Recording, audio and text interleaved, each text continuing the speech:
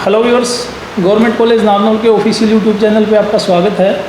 और जैसा कि मैक्सिमम लोगों को पता है कि अभी गवर्नमेंट कॉलेजेस में एडमिशन चल रहे हैं, तो उसी के रिगार्डिंग ये डिस्कशन रहेगा ताकि हम स्टूडेंट्स की क्यूरियोसिटी को दूर कर सकें और स्टूडेंट्स को गवर्नमेंट कॉलेज नारनौल के बारे में इंफॉर्मेशन मिल जाए। इस डिस्कशन में हमारे साथ हैं महाविद्यालय की प्राचार्य डॉक्टर पूर्णप्रभा मैम और डॉक्टर सतीश सैनी सर हैं, जो कि नोडल ऑफिसर हैं एडमिशन्स और साथ में कंप्यूटर साइंस डिपार्टमेंट के हेड हैं। तो सबसे पहले मैम, मैं स्टूडेंट की तरफ से आपसे जानना चाहूँगा कि जो स्टूडेंट्स गवर्नमेंट कॉलेज नारनौल में दाखिला लेने के इच्छुक हैं, उनके लिए आपका क्या संदेश रहेगा? राजकीय महाविद्यालय नारनौल में प्रवेश लेने के लिए इच्छुक सभी विद्यार्थियों को सबसे पहले तो मेरी और महाविद्यालय परिवार की पूरे स्टाफ मेंबर्स की ओर से बहुत बहुत शुभकामनाएं। इस बार की जैसा सबको विदित है कि नई एजुकेशन नीति 2020 के तहत प्रवेश की प्रक्रिया इस बार शुरू हो चुकी है। बच्चे अपना रजिस्ट्रेशन ऑनलाइन वेरिफिकेशन के लिए करवा रहे हैं। आगे आने वाली जो भी हमारी कमेटीज़ हैं वो उसको प्रॉपरली चेक करेंगी। सबसे पहले तो एक छोटी सी बात कहना चाहूँगी, जो हर बार बच्चे एडमिशन के लिए बाहर से साइबर कैफ़े से जो अपना ऑनलाइन फॉर्म सबमिट करते हैं उसको पढ़ते नहीं एक बार भी। जो भी उसने साइबर कैफ़े वाले ने जो भी उसमें फिल कर दिया, बहुत सारी ऐसे गलतियां रह जाती हैं, जैसा कि बच्चे बाद में फीडबैक देते हैं कि जी उसने भर दिया। बट सभी बच्चों से मेरी हम्बल रिक्वेस्ट है कि एक बार जो भी डाटा उसने फीड किया है, सब चीज़ें डिटेल में एक बार ज़रूर उसको चेक करें, ताकि बहुत सारी समस्याओं से बचा जा सके। Thank you ma'am. नोडल अधिकारी डॉक्टर सतीश सैनी सर से जानना चाहूँगा, जैसे मैम ने भी जिक्र किया कि इस बार के जो एडमिशन्स हैं वो NEP के अकॉर्डिंग हो रहे हैं, नेशनल एजुकेशन पॉलिसी 2020 जो है। तो सर, स्टूडेंट्स के प्रोस्पेक्टिव से आप इस पॉलिसी को कैसे देखते हैं और फर्स्ट ईयर में जो एडमिशन के टाइम पे क्या मेजर चेंजेस हैं जो पीछे जो सिस्टम चला रहा था उससे? सभी को नमस्कार। जैसा कि मैम ने भी बताया और काफ़ी आप बच्चों को भी पता होगा और विभिन्न जो समाचार पत्र है उनके माध्यम से भी हम इस चीज़ को बार बार हाईलाइट कर रहे हैं। इस साल जो भी हरियाणा में जितने भी राजकीय महाविद्यालय, राजकीय सहायता प्राप्त महाविद्यालय या वित्त पोषित जिनको सेल्फ फाइनेंस बोलते हैं, उन सभी में जो फर्स्ट ईयर स्नातक स्तर के दाखिले वो नई शिक्षा नीति के तहत ये जो NEP 2020 जिसको हम बोलते हैं, नई राष्ट्रीय शिक्षा नीति, ये वास्तव में एक बहुत क्रांतिकारी परिवर्तन जो है एजुकेशन सिस्टम में लाने वाली है। तो बहुत सारी इसकी विशेषताएं हैं। बहुत ही अच्छा जो ड्राफ्ट कमेटी थी, उन्होंने इसमें बहुत मेहनत, बहुत ज़्यादा लोगों से फीडबैक लेके इसको फाइनलाइज किया। लेकिन आज हम सिर्फ बात कर रहे हैं कि जो स्नातक स्तर पे प्रथम वर्ष है उसमें इस NEP यानी कि राष्ट्रीय शिक्षा नीति जो नई है 2020, उसके क्या चेंजेस हैं। इसमें दो कोर्स ज़्यादा इफेक्टेड हो रहे हैं, एक BA और एक BSc। तो BA की अगर हम बात करें तो BA में पहले क्या होता था कि 2 सब्जेक्ट कंपलसरी होते थे, 2 ऑप्शनल होते थे, जो बच्चा चूज़ करता था कम्बिनेशन से। अब इसमें नई शिक्षा नीति में कोई भी विषय कंपलसरी नहीं है, यानी कि अनिवार्य विषय नहीं है। उसकी जगह पर जो चेंज है उसमें ये है कि 3 सब्जेक्ट जो है वो मेजर रहेंगे, एक सब्जेक्ट रहेगा माइनर कहा जाएगा। जो मेजर सब्जेक्ट है वो 4-4 क्रेडिट के होंगे। तो वो हमने 13 यानी कि 13 कम्बिनेशंस बना के हमने दिया हुआ है। तो जब भी बच्चे अप्लाई कर रहे हैं तो उनमें से 5 उसको प्रीफ्रेंस के हिसाब से चूज़ करने हैं। उन 13 में से कम्बिनेशन में से 5 उसको अपनी प्रेफरेंस के हिसाब से चूज़ करने हैं। उसके अलावा 4 सब्जेक्ट्स वो बच्चा और पढ़ेगा। सबसे पहला है कि इसमें वैल्यू एडिड कोर्स, जैसे नाम से ही पता लग रहा है वैल्यू एडिड कोर्स है, यानी कि कोई भी ऐसा एक कोर्स कराया जाएगा बच्चे का जो जिसको आप कह सकते हैं कि रोज़गार परक वो बच्चे के लिए रहेगा। दूसरा एक मल्टी डिसिप्लिनरी कोर्स रहेगा। ये वो सब्जेक्ट रहेगा जो बच्चे ने 10+2 तक नहीं पढ़ा, जिससे कि अभी तक क्या सिस्टम था कि आर्ट का बच्चा है तो थ्रू आउट ग्रेजुएशन वो आर्ट के ही सब्जेक्ट पढ़ता था। वो कभी उसको ये नहीं हो सकता था कि वो कॉमर्स या साइंस का कोई विषय पढ़ ले, लेकिन अब ये संभव है। तीसरा जो रहेगा स्किल एनहांसमेंट कोर्स, तो SCC के नाम से हम बोल रहे हैं। इसमें कुछ टेक्निकल जो है मोस्ट प्रोबेबली जैसे कंप्यूटर है, अभी फाइनलाइज नहीं हुआ है यूनिवर्सिटी लेवल पे इसमें क्या क्या लिस्ट है, लेकिन कंप्यूटर या IT या इस तरह से रिलेटेड कोई कोर्स इसके अंदर दिए जाएंगे। और एक चौथा जो रहेगा एबिलिटी एनहांसमेंट कोर्स, उसमें कोई भी इंग्लिश और एनी मॉडर्न इंडियन लैंग्वेज उनमें से बच्चे को एक चूज़ करनी है जो बच्चा पढ़ेगा। तो ये तरह से जो पहला जो सेमेस्टर है उसमें 8 सब्जेक्ट रहेंगे, 24 क्रेडिट का रहेगा। ऐसे ही सेकंड सेमेस्टर 24 क्रेडिट का रहेगा और 4 क्रेडिट की एक कंपलसरी 6 to 7 वीक्स की एक इंटर्नशिप रहेगी जो बच्चा सेकंड सेमेस्टर के एग्ज़ाम देने के बाद वो करेगा। तो इस तरह से टोटल जब 52 क्रेडिट बच्चा ले लेगा तो उसको एक सर्टिफिकेट कोर्स मिल जाएगा।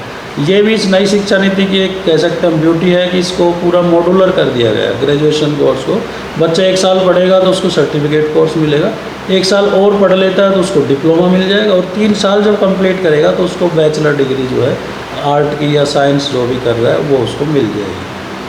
एक और जो चेंज हुआ है कि पहले जो सब्जेक्ट हमारा होता था BSc नॉन मेडिकल, अब उसका नाम बदल के कर दिया गया है BSc फिजिकल साइंस, और जो BSc मेडिकल थी उसका नाम बदल के कर दिया गया है BSc लाइफ साइंस। तो ये जो है और बड़ा चेंज जो है इसके अंदर है। इसके अंदर जो मॉड्यूलर होने का जो कारण है उसमें क्रेडिट्स का सारा है कि बच्चा जितने जितने क्रेडिट इकट्ठा करता जाएगा। एक टर्म आई है ABC यानी कि एकेडमिक बैंक ऑफ क्रेडिट्स। ये एक सेंट्रलाइज जो एक डेटा डिपॉजिटरी है, ऑल इंडिया लेवल पे रहेगी। उसके अंदर उस बच्चे की एक यूनिक आईडी होगी। जितने भी हिंदुस्तान के बच्चे हैं जो भी फर्स्ट ईयर में इस साल दाखिले ले रहे हैं, जहाँ जहाँ भी NEP लागू हो रही है जिन जिन स्टेट में, हर एक बच्चे की एक यूनिक आईडी बनेगी। जैसे आधार कार्ड ऐसे उसकी यूनिक आईडी रहेगी, और उसके अगेंस्ट जो मैं अभी सेंट्रलाइज डेटा डिपॉजिटरी की बात कर रहा हूँ उसमें उसके क्रेडिट जमा होते रहेंगे। तो वो उसके अकॉर्डिंग जो है अपना कहीं से भी किसी भी यूनिवर्सिटी से जो मल्टीपल एंट्री मल्टीपल एग्जिट जो हम इसके करेक्टरिस्टिक की बात करते हैं वो यही है कि आप फर्स्ट ईयर आपने IG यूनिवर्सिटी से ले ली, सेकंड ईयर आप राजस्थान यूनिवर्सिटी से भी कर सकते हैं अगर वो इम्प्लीमेंटेड है तो एक मॉड्यूलर प्रोग्राम। दूसरा जो इस जो NEP 2020 का जो मैं कहता हूँ कि जो वरदान हमारे एरिया के लिए है वो ये है कि हमारे जो नॉन मेडिकल के बच्चे होते थे, मैं एक एग्जांपल लेके बता रहा हूँ, वो +2 करते अपना एयरफोर्स या नेवी में बहुत बच्चे इंटरेस्टेड होते थे, कॉम्पिटिटिव एग्ज़ाम की तैयारी करते रहते थे, BSc करते रहते थे। तो मोर देन 80% क्या होता था कि बच्चा जब 5th या 6th सेमेस्टर में होता था तो उसका सिलेक्शन हो जाता था। वो छोड़ के जाएगा, छोड़ के चला गया तो वो उसके जो 2.5 साल है या 2 साल है वो उसके वेस्ट थे। वो बच्चा कभी ज़िंदगी में BSc नहीं कर सकता था। लेकिन अब संभव है कि वो बच्चा अभी जब भी रिटायरमेंट आके या कुछ ऐसी उसको फैसिलिटी को बचे हुए क्रेडिट अगर कहीं से भी ले लेगा तो उसकी ग्रेजुएशन कंप्लीट हो जाएगी। तो ये एक और अच्छी चीज़ है इसके अंदर।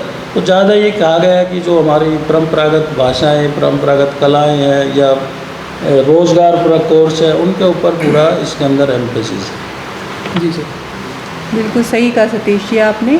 नई राष्ट्रीय शिक्षा नीति में ज़्यादा रोज़गार पाने के अवसर होंगे क्योंकि जो सब्जेक्ट्स का चयन है वो बहुत वेरिएशन से भरा हुआ है। अलग अलग तरह के स्किल डेवलपमेंट साथ में है, वैल्यू एडेड कोर्सेज़ भी हैं। तो बच्चा मेन अपने सब्जेक्ट्स, मेजर सब्जेक्ट्स के साथ साथ ये इन सब्जेक्ट्स में भी, स्किल्स में भी कुछ में जब यहाँ से निकलेगा तो उसके पास कुछ ऐसा ज़रूर होगा जिससे वो अपना रोज़गार शुरू कर सके।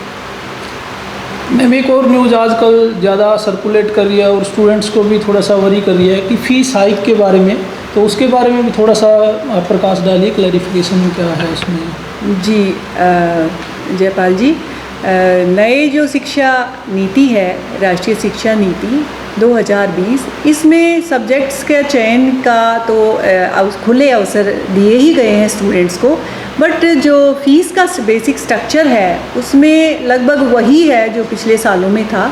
बहुत ज़्यादा इसमें कोई बदलाव नहीं है। तो इस तरह से अगर कोई दिमाग में इसी तरह से गलतफहमी अगर हो कि भाई बहुत ज़्यादा बढ़ा दी गई है फ़ीस, ऐसा कुछ नहीं है। लगभग फ़ीस का जो स्ट्रक्चर है वो वही रहेगा जो गत वर्षों में रहा है। तो अपने मन से इस धारणा को निकाल दें और अधिक से अधिक संख्या में आप महाविद्यालय में जो है एडमिशन के लिए कोशिश करें, और आपके भविष्य के लिए हम सब की तरफ से बहुत बहुत शुभकामनाएं। सर एक मैं आपसे थोड़ा सा एडमिशन शेड्यूल के बारे में थोड़ा सा चाहूँगा कि आप प्रकाश डालें कि एडमिशन प्रक्रिया इस बार क्या शेड्यूल है, कुछ स्टूडेंट्स को लेट पता लगता है, इसके बारे में। देखिए अभी जो है 3 तारीख से जो हमारा ऑनलाइन जो रजिस्ट्रेशन और अप्लाई है, जिसमें बच्चा क्या है कि पहले अपना रजिस्ट्रेशन करेगा, उसके लिए उसको 100 रुपये जो है एक शुल्क जो है निर्धारित है सरकार द्वारा, जो सभी कैटेगरी को देना है। और उसके लिए आप किसी भी जो है जो ऑनलाइन पेमेंट के जो मीडियम है, डेबिट, क्रेडिट, यूपीआई, फ़ोनपे, सब तरह से आप जो है उसकी पेमेंट कर सकते हैं। उसके बाद आप अपना रजिस्ट्रेशन करने के बाद आपका यूज़र नेम पासवर्ड जनरेट हो जाएगा, उसके बाद आप अप्लाई कर देंगे। और ये काफ़ी संख्या में आ रहे हैं हमारे पास, जैसे जैसे आपको पता ही है, बहुत वेरिफिकेशन कमेटी हमने बनाई हुई है जो चेक कर रही है, जो ऑब्जेक्शन है वो रेज कर रहे थे। एक तो बच्चों से मेरा मैसेज है कि वो जो भी उन्होंने मोबाइल नंबर दिया और जो ईमेल आईडी दी है वो अपनी रेगुलर चेक करते रहे, क्योंकि अगर कोई ऑब्जेक्शन लगा हुआ है और वो बच्चे ने रिमूव नहीं किया तो वो मेरिट लिस्ट में कंसीडर नहीं होगा।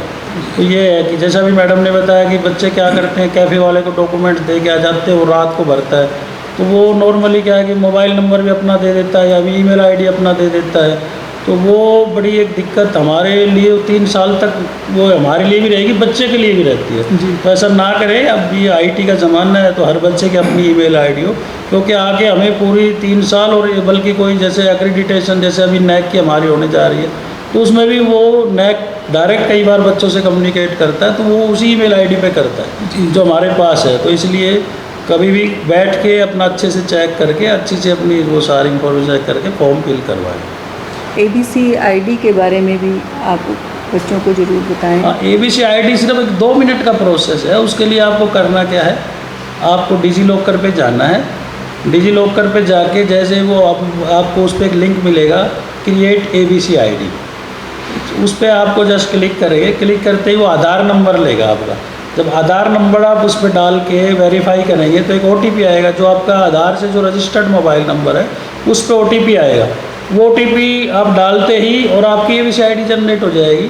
तो ये मैंडेटरी है, सभी बच्चे करें, क्योंकि ये चाहिएगा। जैसे मैंने बताया कि जो क्रेडिट पे पूरा चल रहा है हमारा सिस्टम, तो उसके लिए ABC ID होना मस्ट है। तो 2 मिनट का ही प्रोसेस है, आप इजीली मोबाइल से या आपके कंप्यूटर लैपटॉप से कैसे भी आप जनरेट कर सकते हैं। जी सर।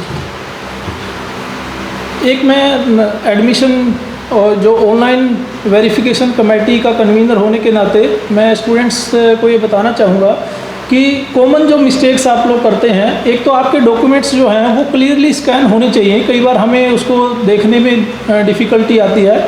और जैसा कि सर ने कहा कि जो ऑब्जेक्शंस होता है, हमें लगता है कि इसमें कुछ कमी है तो हम ऑब्जेक्शन रेज करते हैं, तो वो ऑब्जेक्शन टाइमली आपको रिमूव करना है।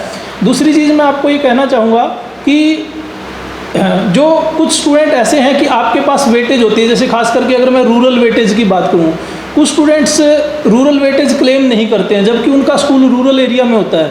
तो ये बहुत इंपॉर्टेंट है कि अगर आप क्लेम ही नहीं करेंगे तो हम उसको ना तो वेरीफाई कर पाएंगे ना रिजेक्ट कर पाएंगे। तो आप उसे इंश्योर करें कि अगर आपके पास वेटेज है आप उसको क्लेम करें, तभी आपको उसका बेनिफिट मिलेगा। तीसरी चीज़ मैं आपको ये कहना चाहूँगा कि जैसे कि सर ने बताया कि NEP में आपके पास सब्जेक्ट कम्बिनेशन बहुत वाइड है, तो आप अपना सब्जेक्ट कम्बिनेशन जो है वो वाइजली चूज़ करें और आपके इंटरेस्ट के हिसाब से चूज़ करें। अगर आपका कोई इसके रिगार्डिंग कोई क्वेश्चन है तो आप कमेंट सेक्शन में ज़रूर लिखें और हम आपको उसको क्लैरिफाई करेंगे, हम उसको आंसर करने का कोशिश करेंगे। प्रिंसिपल मैम, आपने अपना वैल्यूएबल टाइम स्पेयर किया, बहुत बहुत धन्यवाद। सतीश सैनी सर, आपने एडमिशन प्रक्रिया के बारे में प्रकाश डाला, बहुत बहुत धन्यवाद। इसमें मैं एक छोटी सी चीज़ और ऐड करना चाह रहा हूँ कि एक तो हमने यहाँ पे भी एक फैसिलिटी सेंटर बनाया हुआ है, कोई बच्चा आके यहाँ भी अप्लाई कर सकता है। दूसरा, अगर किसी की कोई प्रॉब्लम है तो रूम नंबर 48 में 924 वो कभी भी विजिट करके अपनी समस्या जो है वो सॉल्व करवा सकता है। ठीक है, थैंक यू। धन्यवाद जयपाल जी।